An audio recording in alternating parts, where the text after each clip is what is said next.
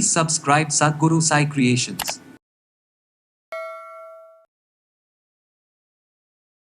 Insulin அதாவது சர்க்கரை குறைபாடை சரி செய்வது. சர்க்கரை வியாதி அல்ல, குறைபாடு.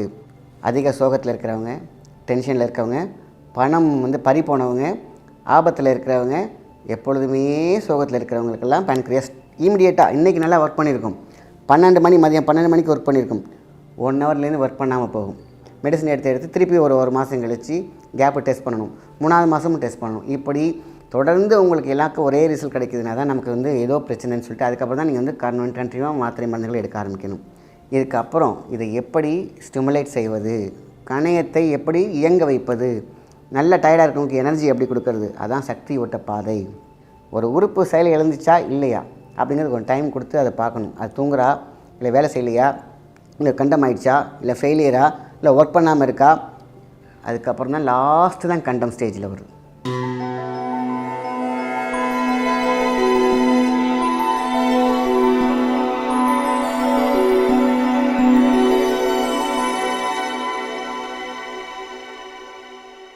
வணக்கம், உங்கள் மாயன் செந்தில்குமார். இன்றைய பதிவு மிக முக்கியமானது, மருத்துவ பகுதியும் கூட. இன்சுலின் அதாவது சர்க்கரை குறைபாடை சரி செய்வது. சர்க்கரை வியாதி அல்ல, குறைபாடு. அது வேலை செய்யாமல் இருக்கும்.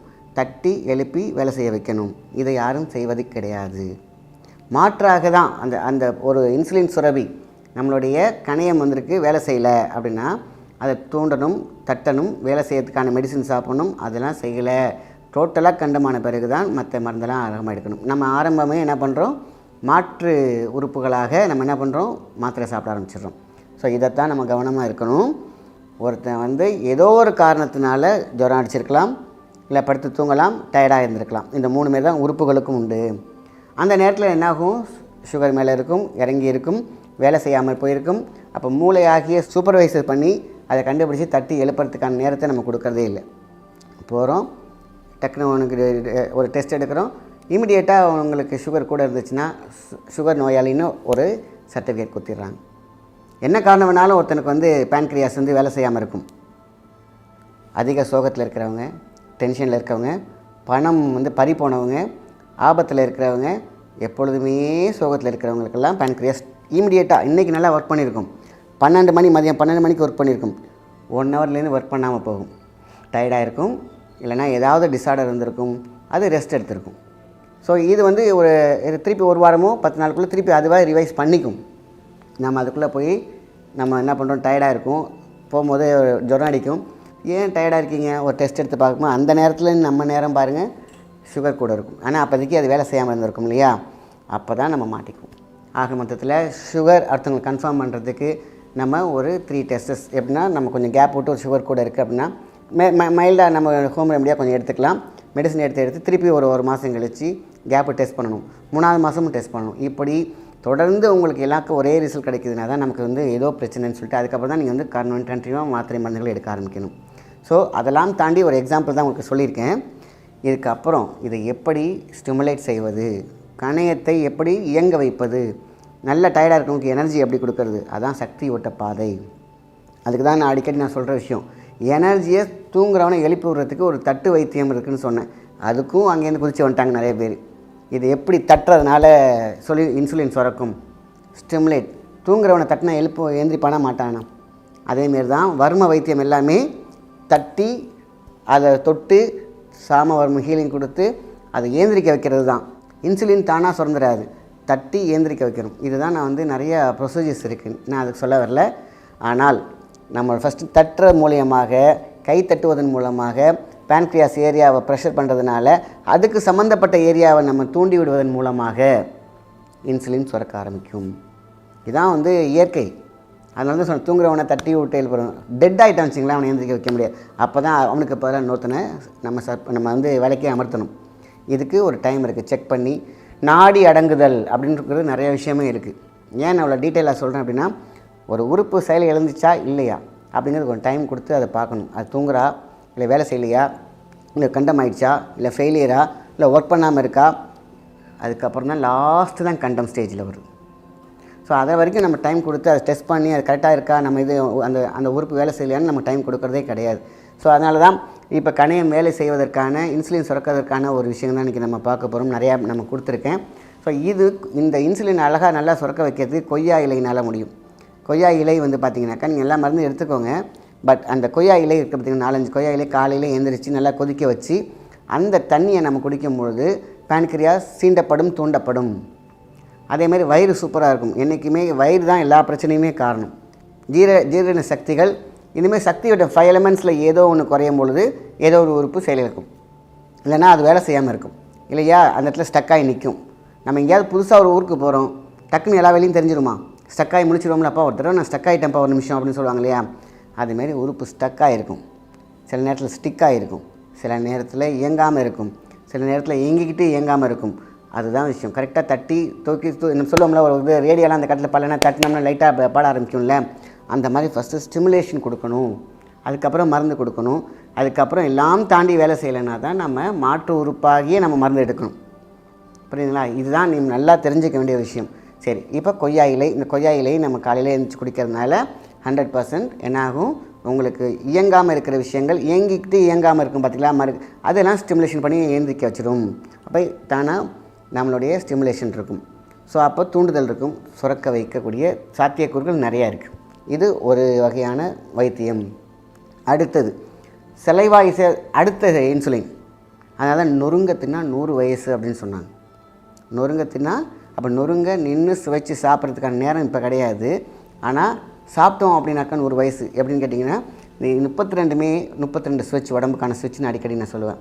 அப்போது இந்த ஸ்விட்சை நம்ம கரெக்டான விஷயங்களை பொறுமையாக இயக்கணும் அப்படின்னா, இங்கே நம்மளுடைய சுவைநாளங்கள், இந்த பட்ஸ் இருக்குது பார்த்திங்களா, இந்த எச்சி ஊறுது பார்த்திங்களா, இந்த சலைவா ஊறுது பார்த்திங்களா, அதை விட மிகப்பெரிய ஒரு இன்சுலின் கிடையவே சூப்பராக இருக்குது, அற்புதமாக இருக்கும். அப்போது இதை சுரக்க வைக்கிறதுக்கு தான் சூப்பராக ஒன்று சொன்னாங்க. நெல்லிக்காய் இருக்குல்லையா, நெல்லிக்காய் அது நார்மலாகவே சாப்பிட்டாலே உங்களுக்கு சுகர் பேலன்ஸ் ஆகும். இதை என்ன பண்ணுவோம், ஒரு பீஸ் கட் பண்ணிக்கோங்க, நாக்கில் வச்சு சப்பிடுங்க அப்படியே. ஆனால் அது மெல்லக்கூடாது, சாரை உறிஞ்சக்கூடாது, அந்த புளிப்பு தன்மையோடு நாக்கில் வச்சுருங்க. 3 to 5 minutes, மினிமம் 3 minutes, அதுக்கப்புறம் 5 minutes அப்படியே சலைவா ஊறுறதை நம்ம ஃபீல் பண்ணலாம். புளிப்புனாலே நாக்கில் எச்சி ஊறும். அப்போது என்ன பண்ணுறோம், கீரி ஒரு சின்ன ஒரு பீஸ் எடுத்து, அதான் ஒரு அந்த ஆப்பிள் கட் பண்ணுவோம் இல்லையா, அந்தமாதிரி கட் பண்ணி வாயில் வச்சிடணும், நாக்கில் வச்சு அப்படியே வாயை மூடிடுங்க ஒரு 3 minutes. அங்கே நடக்கக்கூடிய மேஜிக் என்ன, நாக்கில் இருக்கக்கூடிய சுவைநாளங்கள் பட்ஸ் எல்லாம் கடன்னு வேலை செய்ய ஆரம்பிச்சிடும். எங்கெங்கெல்லாம் உடல் உறுப்புகளில் இயங்காமல் இருக்கோ இயங்க ஆரம்பிச்சிடும். அது கேட்க ஆரம்பிக்கும், குடுன்னு. அப்போது இங்கே எப்படி இங்கே இன்சுலின் மாதிரி சுரக்குதோ, அந்த சலைவா சுரக்குதோ, அங்கங்கே இயங்காமல் இருக்கிறதெல்லாம் இயங்க ஆரம்பிக்கும். அப்போ என்ன பண்ணுறோம், கடைசியில் அதுக்கப்புறம் ஒரு 3 minutes கடித்து மென்று அப்படி பொறுமையாக சாப்பிடும் பொழுது எல்லா இயக்கங்களும் இயங்க ஆரம்பிக்கும். இது ரொம்ப ரொம்ப சூப்பரான மெத்தட். இது காலையிலையும் செய்யலாம், ஈவினிங் டைமில் நீங்கள் ஃப்ரீயாக இருக்கும்போது செய்யலாம். ஸோ அதுக்கப்புறம் முழு நெல்லிக்காய் உங்களால் சாப்பிட முடிஞ்சாலும் சாப்பிட்டுக்கோங்க. ஐயோ எனக்கு புளிப்பாக இருக்குது வேணான்னு நினைக்காதீங்க. இது ஒரு பெரிய மாற்றத்தை உண்டு பண்ணும். இது இன்சுலின் சுரக்க வைக்கக்கூடிய ஒரு விஷயம். ஒன்று கொய்யா இலை, அடுத்தது இந்த ஒரு மெத்தட். 3வது மெத்தட் சீரகம், அகத்தை சீர் செய்யும் சீரகம். சீரகத்தை என்ன பண்ணுறீங்க, பொன்மருளாக வறுத்து ஒரு 100 கிராம், நான் பேச்சுக்கு சொல்கிறேன், நீங்கள் எவ்வளோனா செஞ்சு வச்சுக்கலாம். 100 கிராம் என்ன பண்ணுறீங்க, எடுத்து வச்சுக்கிறீங்க. லெமனை புழிஞ்சு வச்சுருங்க. அது இந்த சீரகம் அந்த லெமன் சாரில் ஊறணும். ஊறி நீங்கள் கையெல்லாம் போட்டு பண்ணாமல் ஒரு க்ளவுஸ் போட்டுக்கோங்க. ஏன்னா க்ளவுஸ் போட்டால் மட்டும் தான் உங்களுக்கு ஃபங்கஸ் வராது. என்ன பண்ணுறோம், இது அப்படியே நிழல்வாக காய வச்சு அப்படி கிளறி விட்டு கரண்டியால் நல்லா காய வச்சுருங்க. அதை பவுடர் பண்ணுங்கள், சாப்பிட ஆரம்பிங்க. அவ்வளோதான். ஜீரகத்தில் லெமனில் ஊறின ஜீரகத்தை காய வச்சு பொடி பண்ணி காலையில் ஒரு ஸ்பூன், ஈவினிங் ஸ்பூன் சும்மாவே வாயில் போட்டு சாப்பிட்லாம். ஜீரண கோளாறு இருக்காது. ஜீரண கோளாறு தான் இன்சுலினை பாதிக்குது, இன்சுலின் சுரப்பியை பாதிக்க வைக்கும். இப்போ அது சரி செஞ்சிடும். வயிறில் இருக்கக்கூடியதெல்லாம் சூப்பராக வேலை செய்ய ஆரம்பிச்சிடும். நாக்கில் இருக்கக்கூடிய சுயநாளங்கள் வந்து பார்த்திங்கன்னா சூப்பராக்கிடும். ஆக மொத்தத்தில் இன்சுலினை பெருக்கியாக இந்த ஜீரக அகம் இருக்கும். சூப்பராக இருக்கு இல்லையா? ஸோ இந்த மெத்தடே போதுமான விஷயம். இன்னும் நிறைய சொல்லிக்கிட்டே போகலாம். அதனால தான் ஸ்டிமுலேஷன் அப்படிங்கிறது தான் நான் சொன்னேன், தட்டுதல் மெத்தட். இந்த தட்டுதல்னால் என்ன நடக்கும், தூண்டப்படும். ஒரு விளக்கு பார்த்திங்கன்னா எரியுது, அப்படியே எரிஞ்சு கீழே வந்துருச்சு. அந்த வெளிச்சம் பகன்னு ஃபஸ்ட்டு நல்லாவே எரிஞ்சிருக்கும். இப்போ பார்த்திங்கன்னா அப்படி கம்மியாக இருக்கும். என்ன பண்ணணும், என்ன சொல்லுவாங்க, இந்த விளக்கை கொஞ்சம் தூண்டி விடுப்பா. விளக்கு தூண்டி விடுவோம், திருப்பி அழகாக எரிய ஆரம்பிக்கல. இந்த மாதிரி ஒவ்வொரு உறுப்புகளின் அந்த ஆறாவையும் சக்தியையும் 5 எலிமெண்ட்ஸ் தான் எல்லா உறுப்புகளோட சத்துமே சாரமே. அது எங்கே குறையுதோ அதை தூண்டி விடுறோம், அவ்வளோதான். அதான் தட்டு வைத்தியம். இதோடைய முழு விஷயங்கள் யாருக்குமே தெரியாமல் தட்டுறதுனால எப்படி வரும், எப்படி வரும்? இப்படி தான் வரும். ஸ்டிமுலேஷன், புத்துணர்ச்சி வரும். தட்டினா புத்துணர்ச்சியாக இருக்கணும்னு சொல்ல முடியும் போது என்ன புத்துணர்ச்சி ஆகும்? தட்டினா புத்துணர்ச்சி ஆகுவீங்க, தூங்கிட்டு இருந்தவங்க முழிச்சிடுறோம். அப்போ தூங்கிட்டு இருக்க உறுப்புகளும் முழிக்கும் தானே. இதெல்லாம் முன்னோர்கள் செஞ்சது. இன்றைக்கி ஈஸியாக வாய் இருக்குது, 32 பல் இருக்குங்கிறதுனால டக்கு டக்குன்னு எல்லாருமே சொல்லிடுறாங்க. ஒவ்வொரு விஷயமும் நம்ம முன்னோர்கள் பார்த்து பார்த்து பார்த்து செய்கிற விஷயம். இன்றைக்கெல்லாம் வந்து ஏதோ ஒரு கண்டென்ட் பேசணும், ஏதோ ஒரு விஷயம் பண்ணணுன்ட்டு நம்மளுடைய பாரம்பரியான வைத்தியத்தை பல பேர் குறை சொல்கிறது வந்து கஷ்டமாக தான் இருக்குது. எது வேணாலும் சொல்லலாம். இன்றைக்கி வந்து பேச்சுரிமை எல்லாத்துக்குமே இருக்குது. அது நல்லதா கெட்டதா? ஒரு சயின்டிஃபிக்கல் லாஜிக் இருக்குது. ஒன்று வந்து காலிங் பெல் வெளியில் தட்டினோம்னா இங்கே வந்து ஓடி வந்து கதவை திறக்கிறோம், இல்லைனா கத்தி கதறிட்டு கிடக்கணும். ஆக ஒரு சுவிட்சை தட்டினா ஒரு இயக்கம் இருக்கும், ஒன்று தட்டினா ஒரு ரியாக்ஷன் இருக்கும், ஒரு ஆக்ஷனுக்கு பின்னாடி ஒரு ரியாக்ஷன் இருக்கும். அந்த ஆக்ஷன் கண்டிப்பாக அது ரியாக்ஷனை கொடுக்கும். அது நல்லதா கெட்டதாங்கிறதுலாம் அடுத்த விஷயம். ஆனால் ஒரு ரியாக்ஷன் இருக்குதுன்னு சொன்னோம் இல்லையா? அதனால தான் எந்த உறுப்புக்கு எந்த உறுப்பில் இருக்கக்கூடிய இடத்தை தட்டினோம்னா அந்த உறுப்பு செயல்படும் என்பதே வர்மம். அதை தான் அந்த தட்டு வைத்தியத்தில் அழகாக நான் சொல்லியிருந்தோம். நிறைய பேருக்கு அழகாகவே நல்லா ஸ்டிமுலேட் ஆகிருந்துச்சு. அதுக்கப்புறம் இந்த மாதிரி ஸ்டிமுலேஷன் கொடுத்து அப்புறம் போஷாக்கு கொடுக்கணும் இல்லையா? அதுக்கு தான் இந்த மாதிரி கொய்யா இலை சாறு, இந்த அகத்தை சேரக்கூடிய சீரகம் இப்படிலாம் சேரும் பொழுது சூப்பராக இருக்கும். இப்போ கண்டம் ஆயிடுச்சு அப்படிங்கிற பட்சத்தில் தான் நம்ம அடுத்தடுத்த மெடிசனை எடுக்கணும். ஃபஸ்ட்டு வேலை செய்யாது, அதுக்கப்புறம் வேலை செய்ய மறுக்கும், அதுக்கப்புறம் வந்து இயங்க மறுக்கும். அதுக்கு இந்த நேரத்தில் நம்ம இதெல்லாம் கொடுத்து ஒருத்தனை வந்து தூங்கி ஓட விட்டுறணும். எல்லாம் சேர்ந்து ஃபெயிலியர். அதுக்கப்புறம் கண்டம். இந்த கண்டம் ஸ்டேஜ் வரப்போ தான் அடுத்தடுத்த மெடிசன் நம்ம போகணும். இந்த கண்டம் ஸ்டேஜெலாம் பார்த்திங்கன்னா ஆரம்பத்திலே அதை கொண்டு வந்து கொடுத்துட்றாங்கிறதுனால இந்த பதிவு இவ்வளோ டீட்டெயிலாக சொல்லியிருக்கேன். ஆக இதை மட்டும் நம்ம வந்து பயன்படுத்தி வந்தாலே போதுமான விஷயம். அற்புதமான மாற்றம், வாழ்வியலில் நல்ல ஆரோக்கியத்தோடு வாழ முடியும். நல்ல விஷயத்தை மட்டும் ஷேர் பண்ணுங்கள். நன்றி, வணக்கம்.